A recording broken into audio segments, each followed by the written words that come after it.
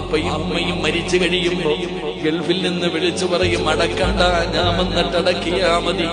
മണിക്കൂറുകൾ ആ പാവങ്ങളെ വെച്ചിട്ട് എന്റെ പ്രിയപ്പെട്ടവരെ വന്ന് നാട്ടുകാരുടെ മുമ്പിൽ ഷോ കാണിച്ച് കരഞ്ഞു വിളിച്ചിട്ട് പള്ളിയിൽ കൊണ്ടുവന്ന് കബറടക്കിയിട്ട് ഉസ്താദന്മാരുടെ മുമ്പിൽ ഷോ കാണിക്കുന്ന ഒരുപാട് മക്കളുണ്ട്.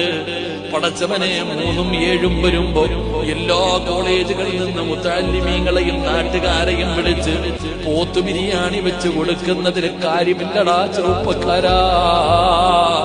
ജീവിച്ചിരുന്നപ്പോ ഒരു ഗ്ലാസ് വെള്ളം കൊടുക്കാത്ത നീയാ, ജീവിച്ചിരുന്നപ്പോ ഉപ്പാടവായിൽ ഒരു നേരത്തെ ഭക്ഷണം കൊടുക്കാത്തവൻ നിന്റെ വീടിനകത്തല്ലേ കടന്നത്? നിന്റെ വീടിനകത്തല്ലേ നിന്റെ ഉപ്പ കടന്നത്, നിന്റെ ഉമ്മ കടന്നത്? ജീവിച്ചിരുന്നപ്പോ നിന്റെ കൈ കൊണ്ട് ഒരു നേരത്തെ അന്നം കൊടുക്കാത്ത നീ, ഇത്തിരി വെള്ളം കൊടുക്കാത്ത നീ, പടച്ചവനെ ആയിരക്കണക്കിന് പേർക്ക് ഫുഡ് വെച്ചു കൊടുത്തിട്ട് എന്ത് കിട്ടാനാ സഹോദരാ? അതുകൊണ്ട് ചിന്തിക്കടോ, അതുകൊണ്ട് ചിന്തിക്ക്. അതുകൊണ്ട് വാഴ്ത് കഴിഞ്ഞിട്ട് നാളെ രാവിലെ റബ്ബ് നിനക്ക് ആയുസ് തന്നാൽ, ഇന്ന് വാഴ്ത് കഴിഞ്ഞ് ഇവിടെ ഇറങ്ങി പോകുമ്പോ നിന്റെ വാപ്പ ഈ സദസ്സിലുണ്ടെങ്കിൽ, നിന്റെ ഉമ്മ ഈ സദസ്സിലുണ്ടെങ്കിൽ, ആ പാവത്തിന്റെ കയ്യിൽ പിടിക്ക്, ആ പാവത്തിന്റെ കയ്യിൽ പിടിക്ക്. പൊട്ടിക്കരഞ്ഞുകൊണ്ട് വേണം ഇവിടെ നിന്ന് പോകാൻ.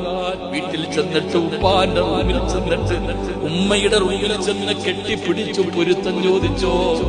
ആയുസുണ്ടെങ്കിൽ നാളെ ഭക്ഷണം കഴിക്കാൻ എടുക്കുമ്പോ ഭക്ഷണവും എടുത്തുകൊണ്ട് ഉമ്മാടെ റൂമിൽ ചെന്നിട്ട് ചോദിക്കണം, ഞാൻ വാരി തന്നാ നിങ്ങളൊന്ന് കഴിക്കുവോ? എന്റെ കൈ കൊണ്ടൊന്ന് കഴിക്കുമാ? എന്റെ പ്രിയപ്പെട്ടവരെ, നമ്മൾ വിചാരിക്കും നമ്മുടെ ഉമ്മ കഴിക്കില്ലെന്ന്. ഞാൻ ഇത് കേട്ടപ്പോ, ഈ ഹദീസ് കേട്ടപ്പോ, ഞാനും എന്റെ വീട്ടിൽ ചെന്നിട്ട് ഉമ്മാനോട് ചോദിച്ചു, ഉമ്മ ഞാനൊന്ന് വാരിത്തരട്ടെ, എന്തേടാ ഇന്ന് പ്രത്യേകത? ഉമ്മ ചോദിച്ചു, എന്തേ ഇന്ന് പ്രത്യേകത? ഉമ്മ, നിങ്ങൾക്ക് ഭക്ഷണം വാരിത്തന്ന അള്ള എനിക്കും വാരിത്തരുമ്മ. ഒരുരുള ഭക്ഷണം നിങ്ങളുടെ വായിൽ വെച്ച് തന്നാൽ അള്ളാഹു സ്വർഗത്തിലെ ഭക്ഷണം എനിക്ക് തരുമ്മ. എന്നാ ഇത് മുഴുവനും നീ വാരിത്താടാ. ഇതാ ഉമ്മ, ഇതാടോ ഉമ്മ. അതുകൊണ്ട് എന്റെ പ്രിയപ്പെട്ടവരോട്